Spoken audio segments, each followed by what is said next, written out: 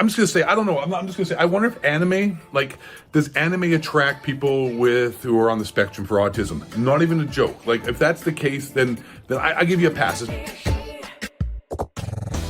Anime is a global phenomenon with millions of fans around the world. However, not all anime is accepted everywhere. Some series push boundaries in ways that lead to them being banned or heavily censored across different countries. For graphic violence to sensitive themes or child exploitation, let's take a deeper look at the anime that have been deemed too controversial and why they face such harsh restriction.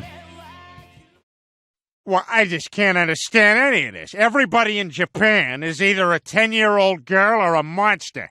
We begin in Japan, the birthplace of anime, where even the home country of animation has its limits. Not very many limits, but it does have some. Though Japan is known for its vibrant and diverse anime industry, there have been instances where the content has been considered too extreme or problematic to broadcast.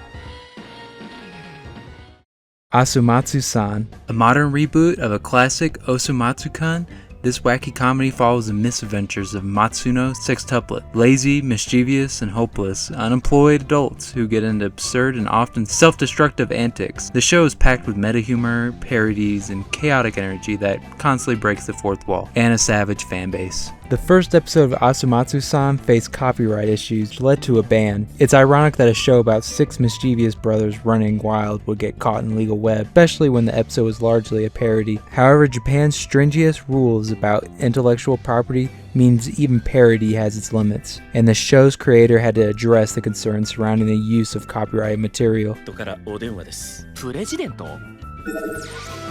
Mr. Flag. Hepeko Jiken Animation Excel Saga. What a weird name. Excel Saga, a hyperactive and non-sensual anime that follows the overzealous Excel, an agent of the secret organization Across. As she attempts to take over the world, often failing in the most ridiculous ways, each episode parodies different anime and pop culture genres, making it a wild, unpredictable ride. Its chaotic humor, fast-paced jokes, and surreal storytelling make it a cult classic among absurd comedy fans. The final episode of Excel Saga was so over the top in its violence, gore, and sexual themes that it's never been aired. The episode contained underage characters and explicit situations, which is a clear violation of broadcast standards in Japan. Despite its often progressive attitude towards controversial art, decided that some themes simply could not be portrayed for public consumption. This episode was so extreme that it was essentially a test for how far TV could push the boundaries of what was acceptable on air. Said 3 days. In 3 dias. In 3 days. That's 3!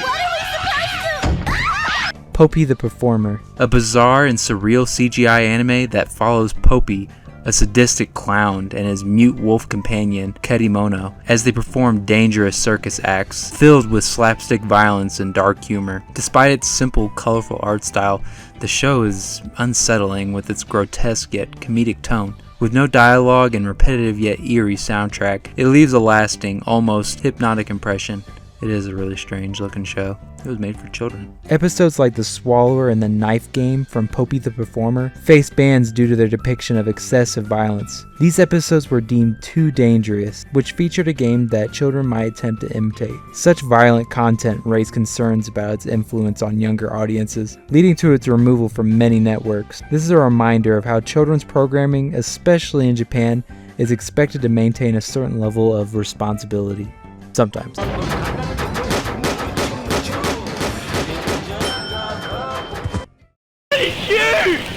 That is absolutely cute! Next, we're moving to Australia, where anime bans are often driven by concerns of over-explicit content involving minors, as well as other sensitive themes. Australia's strict standards on child exploitation and sexual content have led to the banning of several well-known series.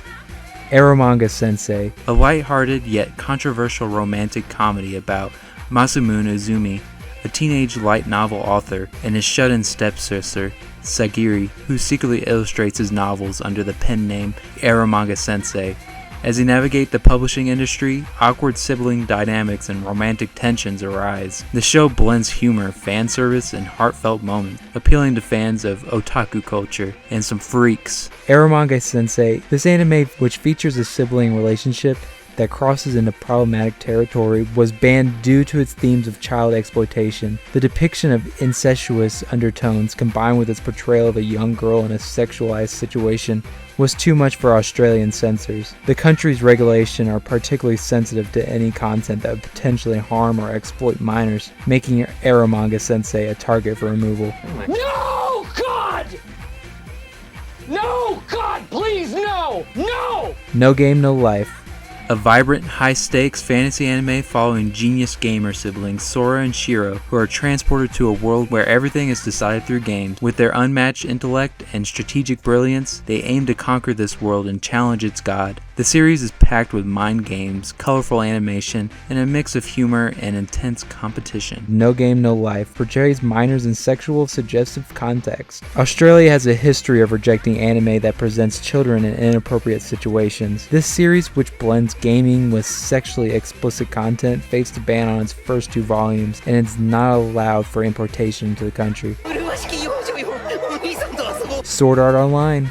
Though widely popular, Sword Art Online has also faced censorship in Australia due to its themes of child abuse. While the anime presents a fictional VR world, some of the darker elements in its stories, such as abuse of minors, have led to the scrutiny from regulators. It's a clear example of how Australian media laws protect vulnerable audiences, especially children, from potential harmful content. I am known by many names.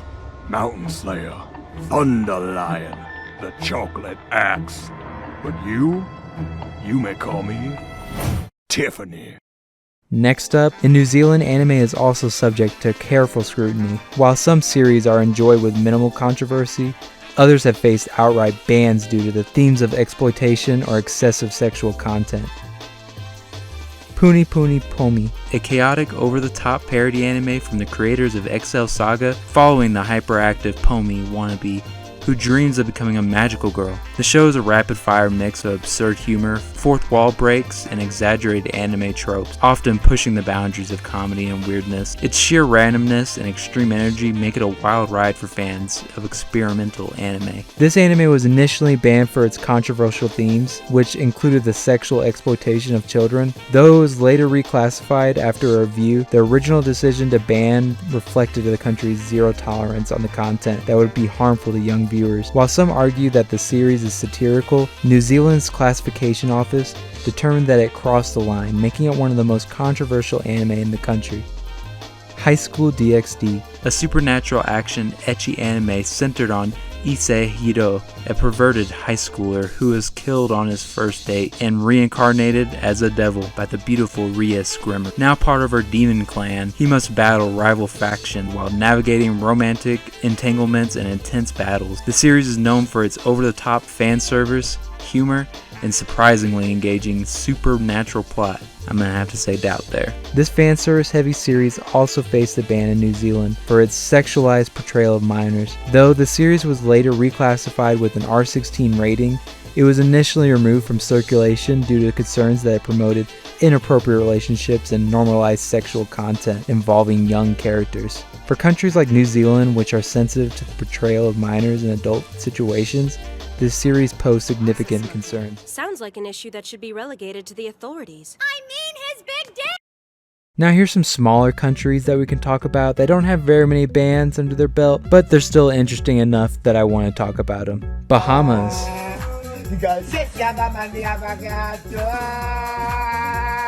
In the Bahamas, Demon Slayer was banned due to its portrayal of demons. The series, though extremely popular worldwide, features dark supernatural elements that are deemed inappropriate for younger viewers in the region.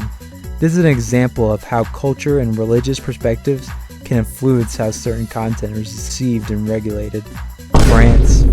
In France, Kinnikuman was banned for its portrayal of Nazi symbolism. The series, which is a mix of comedy and wrestling, included a character that resembled a Nazi soldier. France, with its historical sensitivity to World War II themes, was quick to take action against any content that could be interpreted as endorsing or glorifying harmful ideologies. Turkey and Saudi Arabia. In Saudi Arabia, Pokemon was banned because it was perceived to promote gambling. Let's go gambling! In Turkey, the show was banned after 2 children attempted to mimic the show's action and leaped from balconies believing they could fly. Hey, look at that! I beat my loogie! This tragic event led to the government's decision to halt the broadcast of Pokemon, which had previously been one of the most popular series for children. It highlights the delicate balance between entertainment and the responsibilities of broadcasters to protect young viewers from potentially dangerous influences.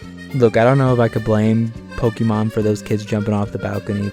Argentina. In Argentina, Dragon Ball faced a ban for its portrayal of Master Roshi and his notorious behavior. Though Dragon Ball is an iconic series, the character of Master Roshi was seen as inappropriate for younger audiences, leading to his removal from the programming in the country. This is a reminder of even beloved characters can be subject to scrutiny based on cultural and social norms. The United States. In the United States, anime bans and censorships have been widespread, especially in the schools. Several states have removed manga from their libraries due to concerns over violence, inappropriate themes, and controversial subject matters. Assassination Classroom. In Florida, Assassination Classroom was pulled from school libraries after complaints from parents. The series revolves around a teacher who is targeted for assassination by his students. While it's a work of fiction, the theme of murder and violence in a school setting led to concerns, especially in the light of recent school shootings. This really showed how scared the teachers are of these kids. What kid are you going to be scared of that's sitting there reading Assassination Classroom? Tennessee has been at the forefront of banning books, especially with explicit content or LGBTQ+ themes.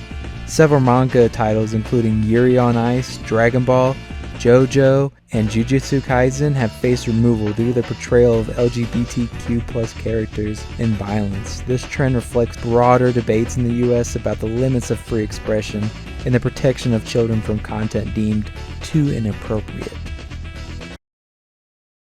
Now, let's take a look at 2 countries that are infamous for their heavy censorship of media, including anime and manga: Russia and China. Both governments have stringent regulations that shape the way anime is presented to the public. While the motivations and specific policies may vary, they both heavily regulate and alter their content to fit their social, political, or moral agendas. While Russia and China are geographically distant, their approach to media censorship have some striking similarities.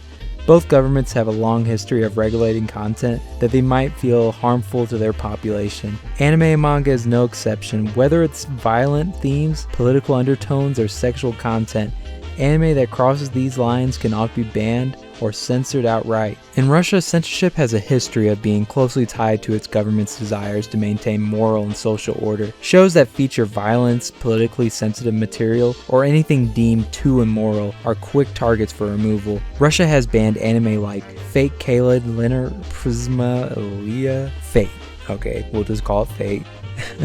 Why you gotta have these long ass names? For its themes of child exploitation, which is a sensitive subject anywhere, and should be. Similarly, Akira banned, not for its themes of violence or dystopian world building, but because of the potential harm that the government believed it could cause to the mental development of children. The government has concerned, while deeply philosophical and artistic, might be too disturbing for younger audiences, leading potential psychological harm.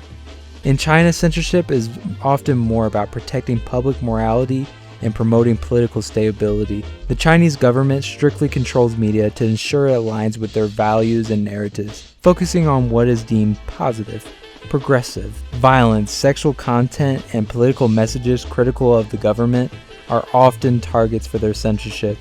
Shows like Death Note were banned in China for their themes of death and suicide. The Chinese government argued that the show could potentially encourage harmful behaviors, particularly amongst the youth, and the focus on vigilant justice didn't align with the government's promotion of legal authority and order. Similarly, Attack on Titan faced a ban in China, not just for its graphic violence, but for its allegoric themes of rebellion and resistance against authoritarian regimes. The story's premise of fighting against oppressive forces was seen as problematic in a country where government control is paramount. And then there's the infamous Case, the show that's been banned around the world, Shoujo Tsubaki, also known as Midori, highly controversial anime film based on the 1984 manga Shoujo Tsubaki, a series so disturbing that it was banned almost everywhere. Midori follows the tragic story of a young girl who is sold to a grotesque circus after losing her parents. With its extreme violence and psychological abuse and explicit content involving children and animals, this anime is one of the most controversial pieces of media ever created.